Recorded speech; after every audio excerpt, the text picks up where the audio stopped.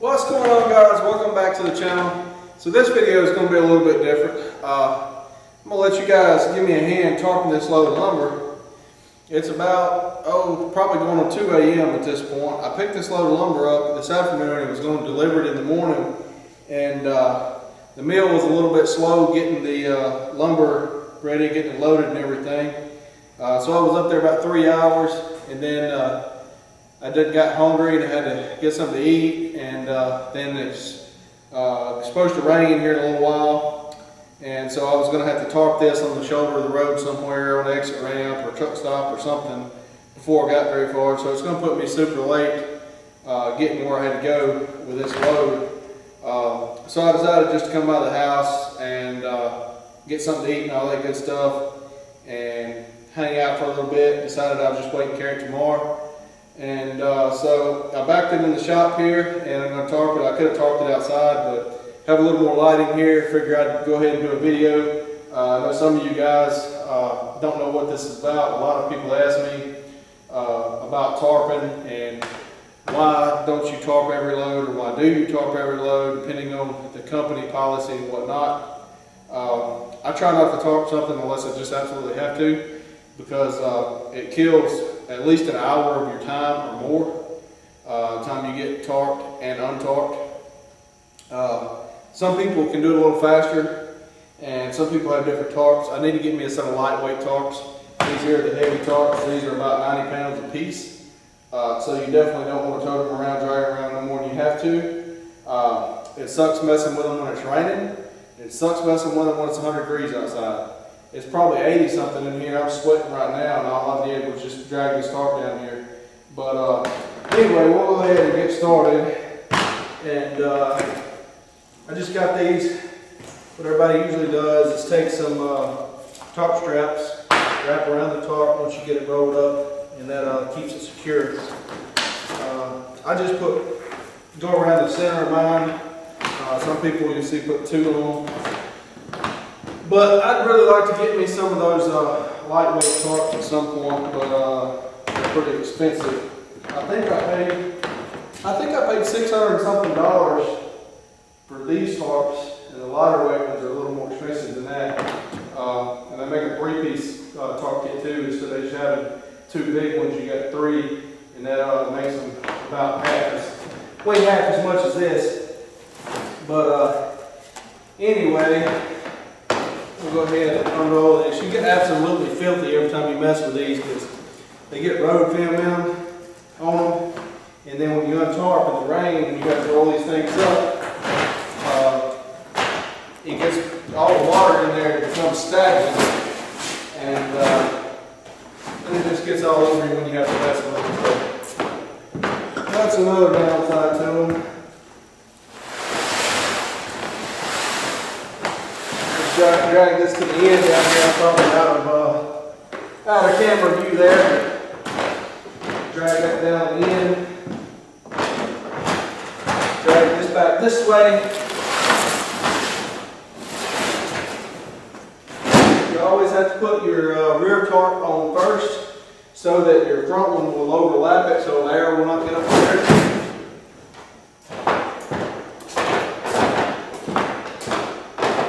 But they just unfold like that.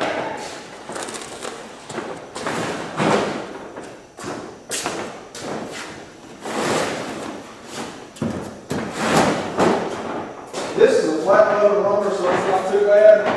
When you get the loads of lumber that's got big gaps in it, that you can step in and fall and break something, like your neck or leg or something, or when you get one that has a bundle on top up here that you have to go over, and it makes your tarp all uneven, and you can also fall over that too.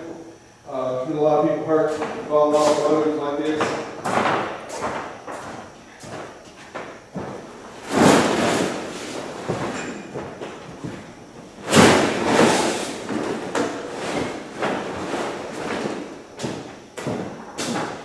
Well, you just kind of got to go back and forth here if you get it to drop down and unfold here.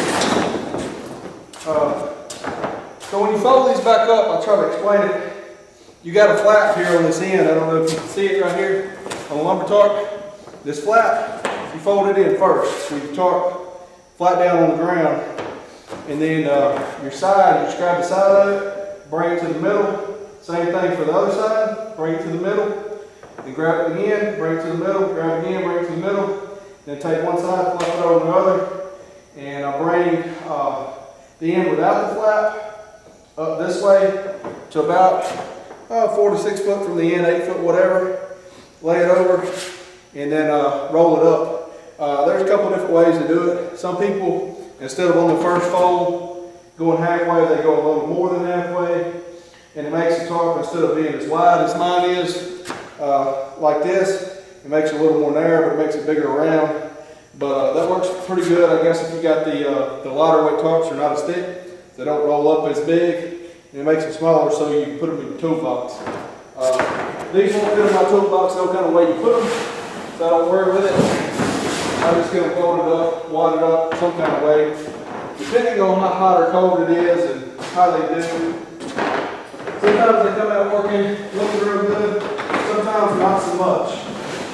If it's really cold outside, you pretty much can't fold it up, they get really stiff.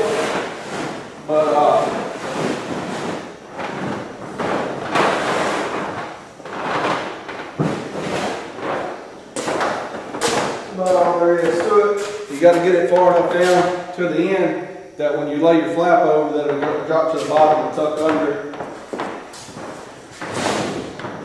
Just throw the flap over like that. And you can look and see where the tarp's made the seam here, and kind of adjust it to get it left and right correctly. It's a little bit over to this y'all's way right now. If it's not too bad, I'm not going to worry with it. As long as it's enough to drop down on each side, and we can get it tucked under. And grab this other tarp, bring it back, unroll it, and drop it down.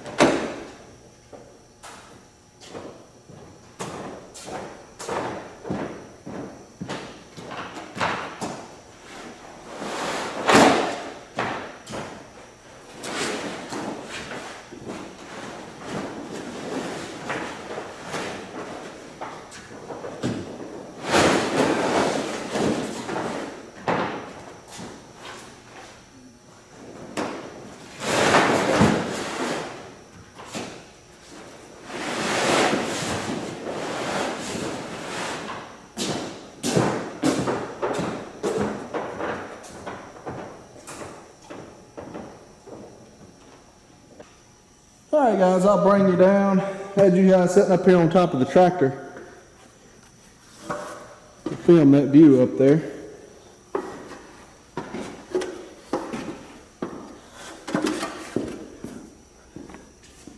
Along with a 12-foot ladder there to get up on top of it to do that. Anyway, so I got the tarps dropped down. That's the first step. I'm already dripping with sweat. I'll bring you guys back to the back here. That's where I'm going to start at. And tuck the bib under back here. I got so much junk in here, it's going to be hard for me to get you around that corner there. But I think you can get the idea here. That's the side right there. This is the end, the bib. You want to tuck it up under. That's the way I do it anyway. I'm going to tuck it up under the lumber right there.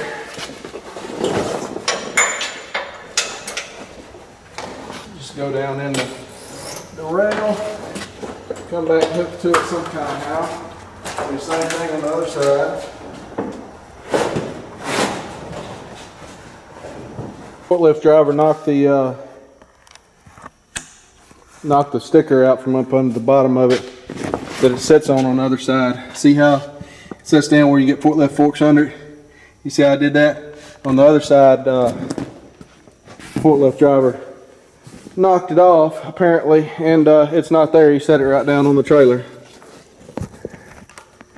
Got a light on there, as you can see, so I can't tuck that up under there. We're just going to have to double it back some kind of how like that, and then this here will fold up like this and wrap around. So I'll show you that over here too. Alright guys, so we're just going to fold this up here like so, double it up, hook our tarp strap in there, bring it over. There's some little hooks, places up in the trailer frame right here. I'm going to try to get this hook to hang in like that. Do the same thing on the other side. Everybody has their own technique of doing this. I'm sure mine's not the best, but it gets the job done, so that's what counts. Wish I knew an easier way, like let somebody else do it. It'd be great.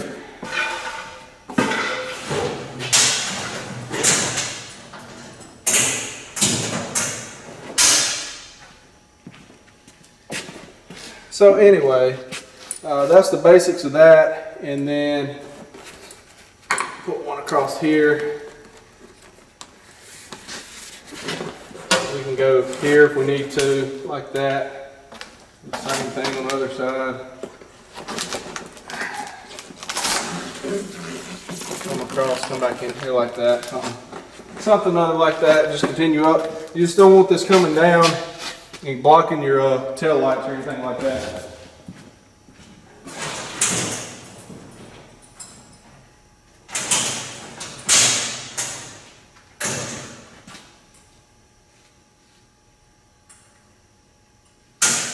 It really helps when your tarp straps are all tangled up too. It really helps to speed up the process.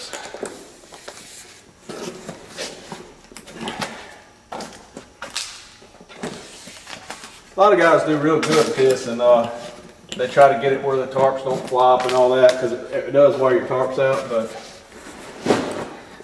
I don't really care that much. It ain't got to be perfect. These tarps are about 5 years old anyways. They've made it this long.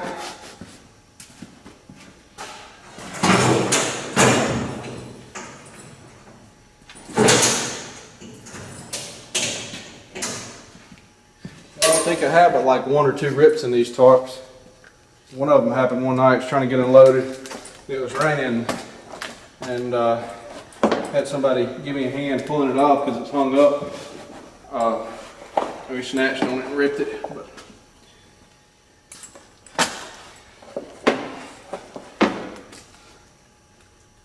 I'd like to get one more there somewhere. The way he's got this over here, where he didn't put that sticker up under there for the forklift, got it kind of messed up.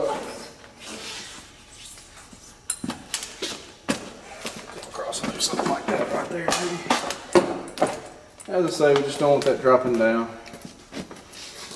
Do the other side, something similar.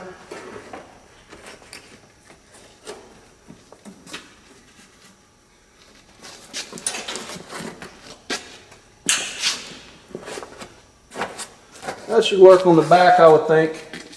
I could do a little better, but that'll probably work. We'll go back around here and start on this side over here.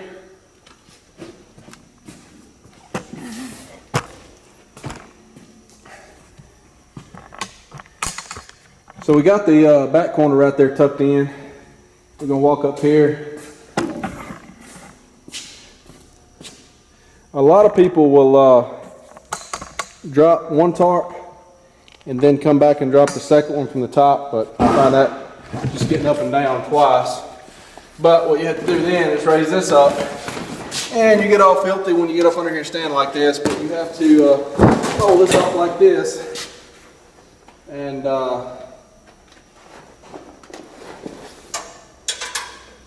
secure this tarp so that it won't pull out from up under here.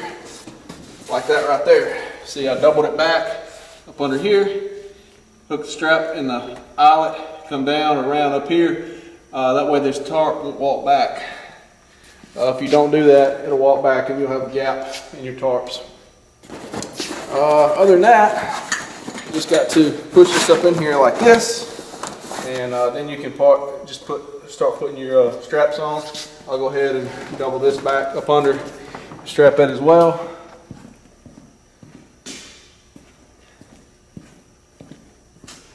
Oh, let me show you this. This is my straps here. This is a wadded up mess. Don't do it like this. You're supposed to fold these things up kind of neatly, whatever. Usually don't. It's usually raining and I'm usually in a hurry, and or it's hot, I'm in a hurry, tired, waiting on a forklift driver, and I have a bad tendency of just wadding them up like this and throwing them in there. It just takes extra time on the next load that you tarp to get them untangled, as you can see, because they want to hook onto everything. So it's best if you fold them up some kind of way if you got time.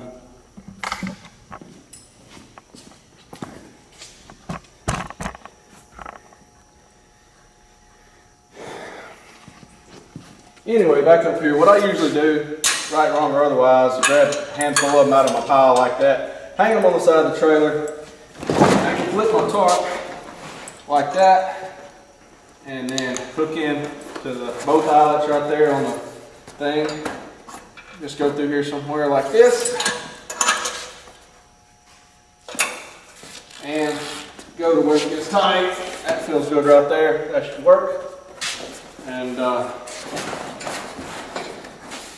you just kind of continue the process on here some kind of way, like so. And it doesn't really matter. You don't have to go every single one if you're missing a few, but you want enough that it's held down enough that you don't get stuff up under it no more than possible. You probably get a little bit of stuff up under there, but you don't want it to be just completely nasty up under there. So anyway, I'll turn you guys around here. We'll get a few more on this other piece. So you got it tucked in, looking pretty decent there now.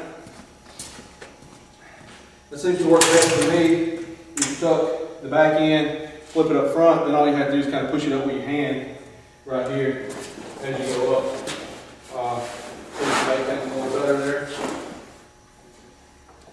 And as I say, this is a pretty easy load to tarp because it's a flat load as far as, I mean, if you call tarping easy, I guess, but that's beside the point. And everybody's got their own way of doing their straps too. Some people do it like this. You can go here, go up, come back down, depending on what strap length tarp strap lengths you use, and the load that you're trying to tie down. I don't think there's really a right or wrong way, as long as it's secure. Also, you should put some on both sides kind of at the same time, because if you put all these on and they're pretty tight, it will pull the tarp from the other side over here, and then when you get over there, you'll have less tarp, or sometimes it'll pull the tarp over enough that you don't have enough tarp to even cover. So it just depends on what you're tarping. So I will go along. I think this will be okay on this. It's not super tight, so I'll go along right here. Put a few more on. But just something to look for, because it will pull it over. And sometimes that's what you want if you start on the side that it needs to go over, because you're never going to probably drop these tarps and get them from the top where they're exactly center. Sometimes they just go one way or the other. And so whenever you put your straps on, you put it on the side it needs to come to, and then pull on it a little bit. The tension of the straps will help you pull it, because these things are hard to pull standing on the ground. It works a lot better if you got two people, obviously. A lot of things in life that way, but fortunately, you don't always have two people. do everything.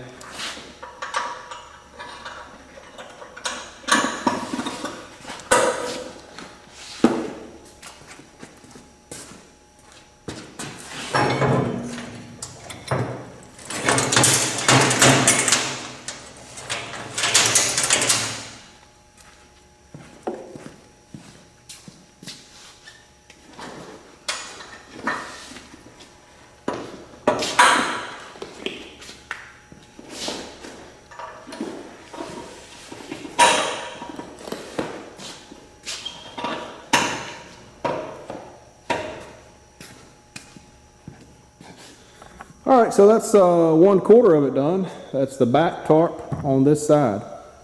You can see how that looks there. As I say, no particular way to do those straps there. That's just what looks good tonight. Sometimes I will, you know, come up here and back down. Just depends on what straps you got, you know. But this is a lot of work for you know, just to cover it up and uncover it. But I will go around to the other side here and do it, and then I will come back with you. I was going to try to do the whole thing here, but I'm pretty sure this video is getting pretty long already. You see the gist of it. I'm gonna go around and do the other side, and then I'll come back around here and we'll do the front and finish it up. All right, guys, I'll bring you up here to the front. I do this a little bit backwards from the way it's actually supposed to be done, just because it's easier, and I've never had a problem doing it this way. It's a little easier, a little faster, I guess. I don't know. Just, it's not really the way it's supposed to be done. But I just tuck the front bib up under, just like I do the back. Pull this over and run straps, stand on the catwalk here, run straps in each one of these holes across to the center.